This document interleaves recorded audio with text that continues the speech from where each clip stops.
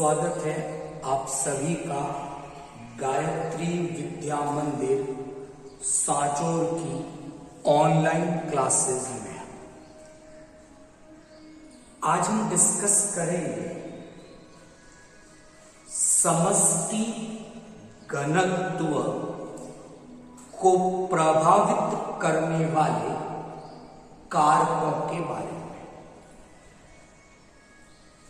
इस टॉपिक का जो एक कारक है जो समष्टि के घनत्व को प्रभावित करता है उसे हम प्रीवियस लेक्चर में डिस्कस कर चुके हैं। प्रीवियस लेक्चर में ऐसा डिस्कस हम लोगों ने किया था कि पॉपुलेशन डेंसिटी समष्टि घनत्व को चार कारक प्रभावित करते हैं। उसमें से जो फर्स्ट फैक्टर था वो था एज स्ट्रक्चर। किसी समष्टि की जो आयु संरचना है या इसे एज डिस्ट्रीब्यूशन आयु वितरण के नाम से भी जाना जाता है। तो उस एज डिस्ट्रीब्यूशन या एज स्ट्रक्चर उसके बारे में हम डिटेल डिस्कशन कर चुके हैं। आज के लेक्चर में हम जो नेक्स्ट 3 फैक्टर्स हैं जो पॉपुलेशन डेंसिटी को अफेक्ट करते हैं, हम इनके बारे में डिस्कस करेंगे। सबसे पहले हम डिस्कस करेंगे माइग्रेशन के बारे में। क्या होता है माइग्रेशन और किस प्रकार माइग्रेशन पॉपुलेशन को प्रभावित करता है। फिर हम डिस्कस करेंगे जो नेक्स्ट फैक्टर है नेटिविटी, जिसे बर्थ रेट हिंदी में जन्म दर के नाम से जाना है, तो उसके बारे में डिस्कस करेंगे। और फाइनली हमारा डिस्कशन रहेगा मॉर्टेलिटी, मृत्यु दर के बारे में, डेथ रेट के बारे में।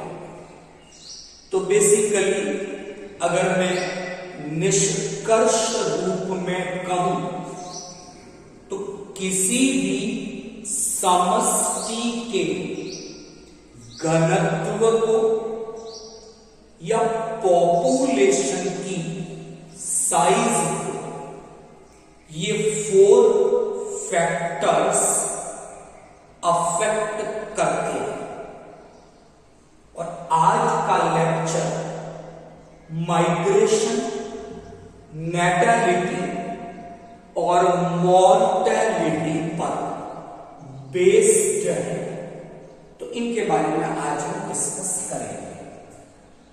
तो सबसे पहला डिस्कशन मेरा माइग्रेशन पर है। हिंदी में इसे हम प्रवास के नाम से जानते हैं।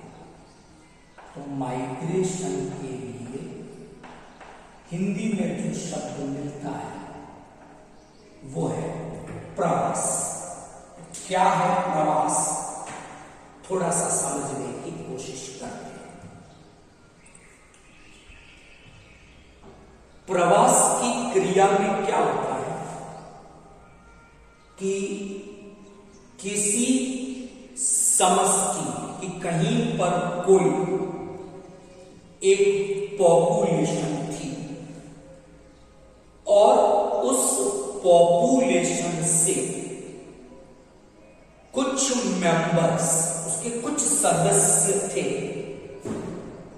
वो परमानेंटली यानी स्थायी रूप से अपनी समष्टि को छोड़कर चले गए। या तो ऐसा हुआ, क्या हुई पहली घटना कि कहीं पर कोई एक समष्टि थी, पॉपुलेशन थी, और उस पॉपुलेशन के कुछ सदस्य स्थायी रूप से अपनी उस मूल समष्टि को छोड़कर चले गए।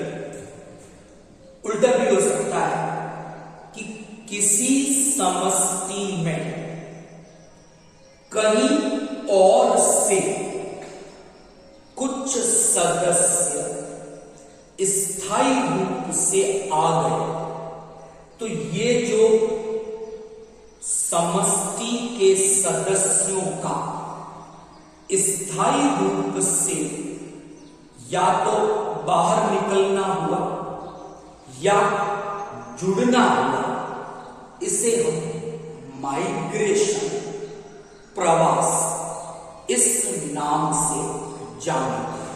यहां तक ठीक। अब ये प्रवास की क्रिया जो है ये दो प्रकार की हो सकती है। एक को तो हम कहते हैं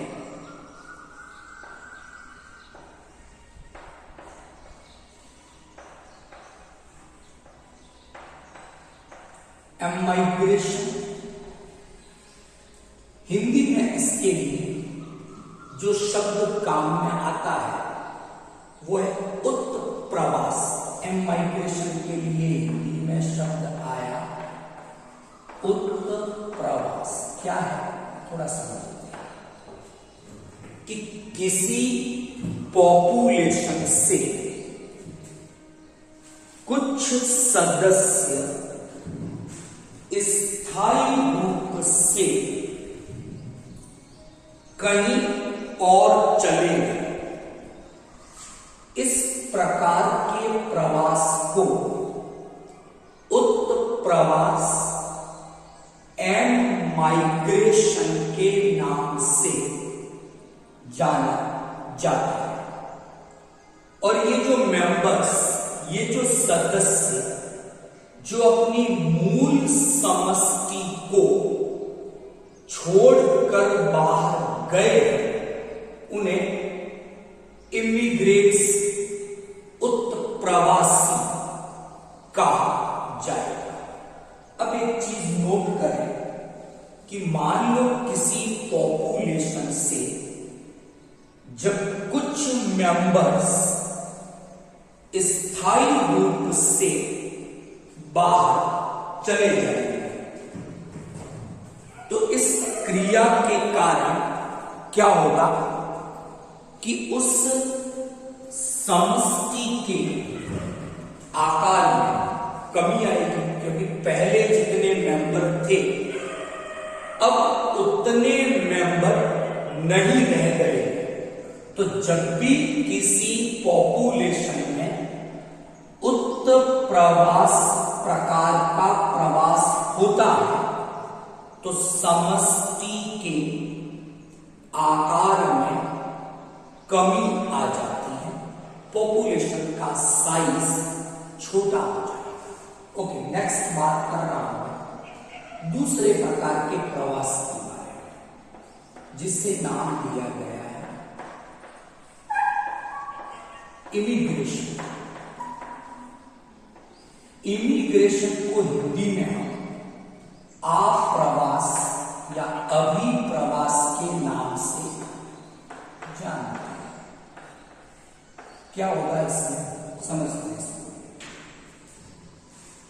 इमिग्रेशन के समय क्या होगा कि किसी पॉपुलेशन में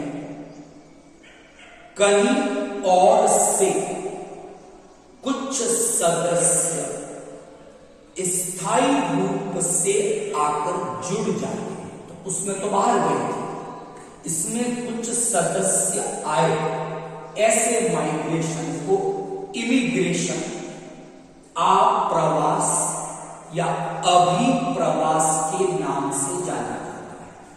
तो जब ऐसा माइग्रेशन होगा तो पॉपुलेशन का साइज इंक्रीज हो जाएगा, बढ़ जाएगा।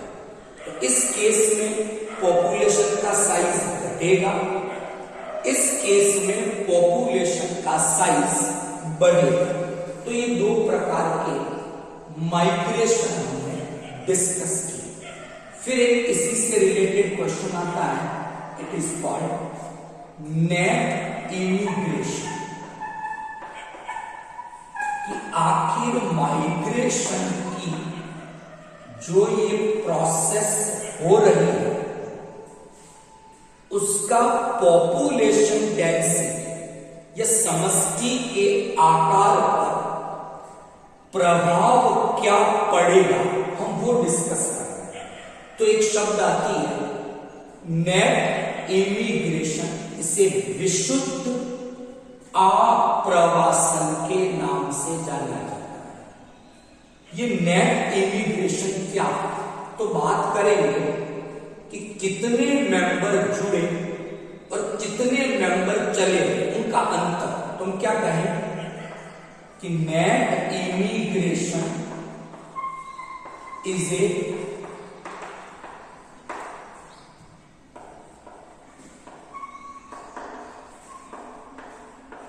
कैसे कैलकुलेट करेंगे इसको, इमिग्रेशन माइनस एम माइग्रेशन, यानी आप्रवासन में से उत्प्रवासन को लेस, कितने मेंबर जुड़े और कितने मेंबर बाहर चले गए, इनका जो अंतर होगा उसे हम नेट इमिग्रेशन विशुद्ध आप्रवासन के नाम से जानते हैं। तो अभी हमने पॉपुलेशन डेंसिटी, समष्टि के घनत्व को प्रभावित करने वाले एक कारक के बारे में डिस्कस की, और वो कारक था प्रवास, माइग्रेशन। क्या है माइग्रेशन, कितने प्रकार से होता है, और फिर किस प्रकार ये पॉपुलेशन की डेंसिटी को, समष्टि के घनत्व को प्रभावित करता है, ये हमने डिस्कस किया। अच्छा, यहां एक चीज और है कि जब हम मानव समष्टि की बात कर रहे हैं तो प्रवास केवल हम अलग अलग देशों के लिए, कि किसी एक देश से कुछ लोग स्थायी रूप से बाहर चले गए, तो ये प्रोसेस उत्प्रवास कहलाएगा। ऐसे ही किसी दूसरे देश से कुछ लोग स्थायी रूप से एक देश में आ गए तो इसे इमिग्रेशन आप्रवास कहेंगे। तो इसे अलग अलग देशों के लिए मानव के संदर्भ में समझा जाएगा। ओके, अब हम बात करते हैं नेटिलिटी की। इसे हम जन्म दर के नाम से जानते हैं। तो नेटिलिटी को हम प्रदर्शित करते हैं कैपिटल एन से। कैपिटल एन यानी जन्म दर। नेटिलिटी को हम कैलकुलेट कैसे करेंगे, तो इसके लिए हम फॉर्मूला काम में लेते हैं। नेटिलिटी यानी N is equal to B upon T. B का मतलब है बर्थ, कितने शिशुओं का जन्म हुआ, और टी है वो टाइम पीरियड। तो इस सिंपल से फॉर्मूले के द्वारा नेटिलिटी जन्म दर को कैलकुलेट किया जा सकता है।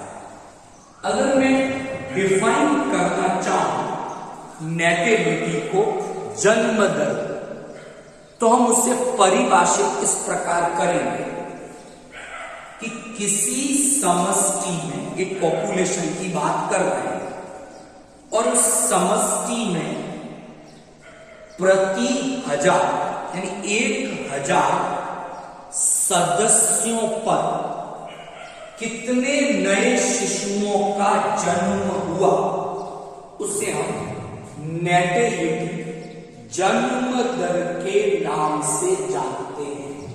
तो फॉर्मूला डिस्कस किया जन्म दर का, और कैसे कैलकुलेट करते हैं इस फॉर्मूले से पता चला, और एक परिभाषा डिस्कस की नेटिलिटी की जन्म दर की। तो क्या परिभाषा बनेगी? किसी समष्टि प्रति 1000 सदस्यों पर, तो कोई समष्टि है, वहां प्रति 1000 सदस्यों पर कितने नए शिशुओं का जन्म हुआ, उसे हम जन्म दर नेटिलिटी के नाम से परिभाषित करते हैं। अब यहां एक चीज आप ध्यान रखें कि यहां हम बात कर रहे हैं जन्म दर की, और उसी से मिलता जुलता सा एक शब्द हमें लगता है समष्टि की वृद्धि दर, लेकिन ये दोनों अलग है। अब यह ध्यान रखना, जन्म दर जो होगी वो हमेशा पॉजिटिव, धनात्मक जन्म दर होगी, लेकिन वृद्धि दर पॉजिटिव हो सकती है, निगेटिव हो सकती है, और समष्टि की वृद्धि दर 0 भी हो सकती है, लेकिन जन्म दर कभी ऋणात्मक या शून्य नहीं हो सकती। जन्म दर हमेशा पॉजिटिव ही होगी, लेकिन समष्टि की वृद्धि दर 0 हो सकती है, पॉजिटिव हो सकती है, और नेगेटिव हो सकती है। तो ये हमने जन्म दर के बारे में डिस्कस किया, क्या फॉर्मूला है उसे कैलकुलेट करने का, वो भी डिस्कस किया। अब नेटिलिटी से रिलेटेड एक शब्द और समष्टि में आता है, इट इज कॉल्ड उर्वरता। इसे फेकंडिटी के नाम से जाना जाता है। क्या है उर्वरता? कि किसी समष्टि में जो जनन सक्षम सदस्य है, या ऐसा कहूं जो प्रजनन योग्य सदस्य है, रिप्रोडक्टिव एज ग्रुप के जो मेंबर्स हैं, उनके द्वारा सक्रिय रूप से जनन किया जाए, और वो कितने नए सदस्यों को जन्म देते हैं या कितने नए सदस्यों को उत्पन्न करते हैं, इसे उर्वरता, फेकंडिटी के नाम से जाना जाता है। ओके, अब बात करेंगे मॉर्टेलिटी की, मृत्यु दर की। तो सिंपल सा फॉर्मूला इसके लिए, मृत्यु दर के लिए m mortality is equal to v/t। m है वो मॉर्टेलिटी, मृत्यु दर को प्रदर्शित कर रहा है, d है वो डेथ, कि प्रति 1000 सदस्यों पर किसी समष्टि में कितने सदस्यों की मृत्यु हो जाती है, और t है वो टाइम है। तो mortality is equal to d/t, d यानी डेथ, t यानी टाइम। तो मॉर्टेलिटी इस सूत्र के द्वारा कैलकुलेट की जा सकती है, और क्या परिभाषा दे सके कि किसी समष्टि में प्रति 1000 सदस्यों पर कितने सदस्यों की मृत्यु हो जाती है, इसे मृत्यु दर या मॉर्टेलिटी के नाम से जाना जाता है। तो आज हमने डिस्कस किया समष्टि घनत्व या पॉपुलेशन का जो साइज है उसे प्रभावित करने वाले कारकों के बारे में। तो माइग्रेशन में हमने ऐसा डिस्कस किया कि माइग्रेशन के कारण, प्रवास के कारण समष्टि का आकार घट भी सकता है, समष्टि का आकार बढ़ भी सकता है।